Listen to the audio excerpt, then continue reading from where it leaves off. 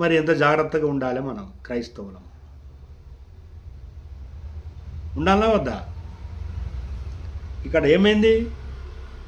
పౌలు చేస్తాడు అద్భుతాలు అని వీళ్ళు కూడా, ఒక రెవరెండ్ యొక్క కొడుకులు కూడా 7 బయలుదేరి వీళ్ళు కూడా అద్భుతాలు చేస్తామని చెప్పేసి అలా కొడితే అవేమన్నాయి?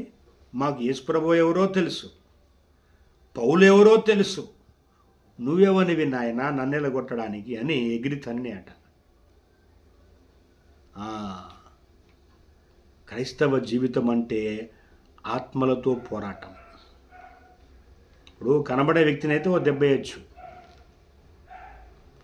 కనబడని వాటితో పోరాటము కాబట్టి మరి ఆ కనబడని దేవుడు కూడా మనకు వాగ్దానం ఇవ్వాలి, బలం ఇవ్వాలి.